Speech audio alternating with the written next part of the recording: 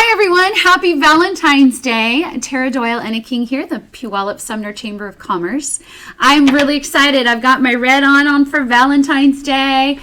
And we have a really special guest today. And you'll never guess what his name is. Well, his name is Valentine Douglas.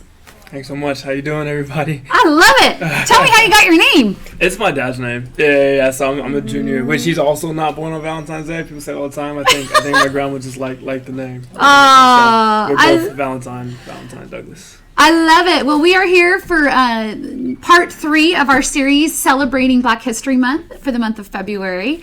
The wonderful J. Marie has put us in touch with some fantastic Black-owned business owners that are just telling great stories in our community, and we're here, facilitating those great conversations. So Valentine is a filmmaker, recent graduate at Pepperdine, and through, I guess, a series of fortuitous events has encountered the lovely J. Marie for this wonderful experience Black Puyallup event that is on February 25th and 26th. So tell us a little bit about how you met J. Marie and got involved with that project. Yeah, absolutely. So funny enough, I just was kind of here in Washington visiting my sister. We were just kind of here for like a month short trip and encountered their J. Marie's pastor at a New Hope church. And so from meeting him and came and visited their church and just told them like, hey, like I'm a filmmaker, like if you guys need any help with your media or anything like that, like let me know, I'll try and do what I can. And I encountered J. Marie from there, which wasn't connected with the church. She just kind of heard and was like, hey, like, would you be interested in helping with this project? Like, I'll send you the like layout and like the breakdown of what we're doing. And so the more I heard about it, like I got, kind of semi-involved on a small scale. And then the more the project kept moving, the more people we kept meeting, more needs came up and just a more desire to be a part of it. And so 1 month turned to 3 months, turned to 6 months, it's been great being a part of it. Well, when J. Marie casts her vision, people respond. You follow, man. That woman is fire. Yeah, she definitely has a way of being able to help you see, what the plan is, what the vision is, and getting you excited and passionate as she is, and I've seen her do that with all different communities rallying around this event. So it's been really exciting to kind of follow her lead in this. Yeah, she's a bit contagious for sure.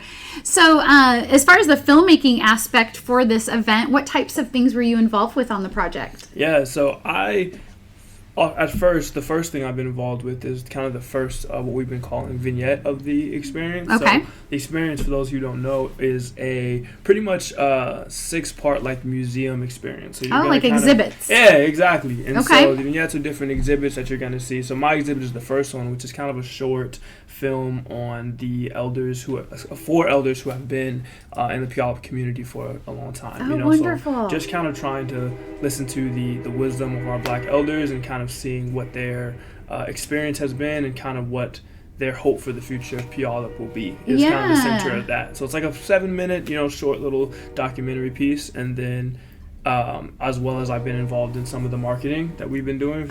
That's going to be on our website and our social media, and so it's been like some character pieces and some ad work and things like that, which has been really cool. Oh, fantastic.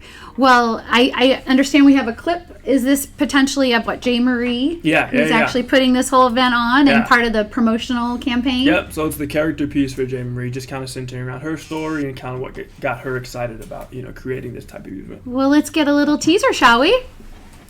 In 2016, my family and I were looking for a place to live. We found Puyallup. We found a home. Better still, we found a community that we loved.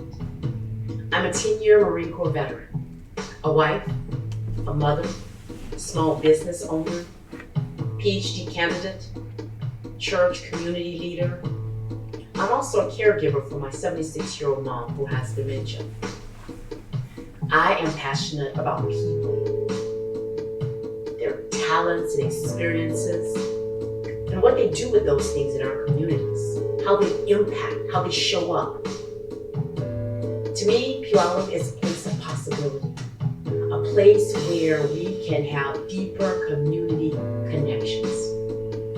As an African American woman a few years ago, I felt called to organize an event where neighbors would get together and we would be able to see our magnificent and valuable selves. My greatest hope is that we will gather and grow together until the well-being of each other and our beloved community are the most important things to us. I am G. Marie Johnson-Cola, and I'm so proud to invite you to Puyallup's first ever Black History Celebration. Aw, I've got chills. Nice. You told that story very well. Thank you. I appreciate that. Thank you very much. You did great. That's wonderful. Gosh, I'm anxious to see some of the other documentaries. Tell us a little bit about some of the stories you uncovered. Yeah, definitely. So for the with the elders, it's just been cool speaking with just people who have. For one, I think what was interesting for me is people who have lived so long. You know what I mean? Yeah. So I'm like 24 years old, like really mad young, and so I just speaking to somebody who's a black man who's lived in this community who's. How old is Lyle? 78? Oh, Lyle Lyle who's Kasim, yeah. I mean, he has had so many stories and so many experiences from working in government to being involved in medical field, like psychological work, as well as being a Black Panther. You know what I mean? And so just having these different perspectives from him, you know what I mean? And speaking on this subject of what are some of Puyallup's strengths, what are their weaknesses, how can the community improve. Like, there's just so much wisdom that can come from a man like that, you know what I mean? And so it just was an honor to be able to speak to him, as well as just many other people from the community. John Castile is going to be involved in the event as well. He's going to be hosting a mental health seminar on the 25th. So y'all should definitely come out to that too. That's the day before the actual main event. But I mean, he's incredible.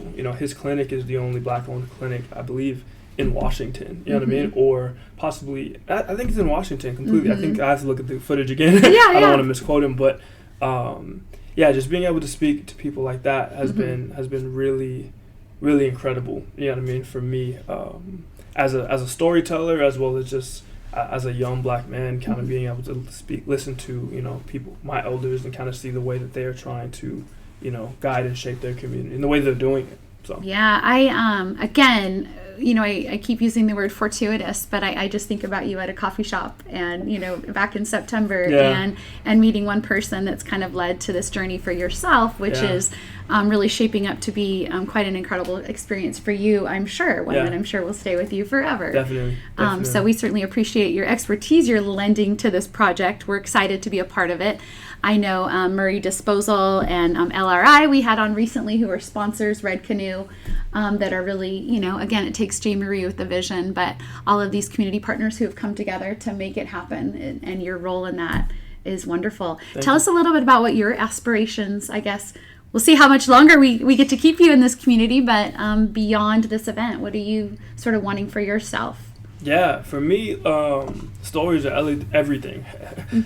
So I think it's about being able to tell stories that have an impact on people's lives, as well as using the mediums that I'm a musician and I'm a filmmaker. Okay. So like those two things are like my way of kind of telling the stories that matter to me. You know what I mean? And so my intentions are to continue doing that. You know what I mean? I'll be headed back to Los Angeles, in a couple months, and it's about just kind of crafting the stories that matter. You know what I mean? I'm working on a film right now that I'm writing that I think is going to be really cool and kind of have an impact. And then working on some different music. A little teaser for that, a little idea what we are. Not yet. You keep it all in. Yeah. All right. Big unveiling. But I'm very excited about stuff like that. So just continuing to tell stories is kind of what I want to do moving forward. Yeah.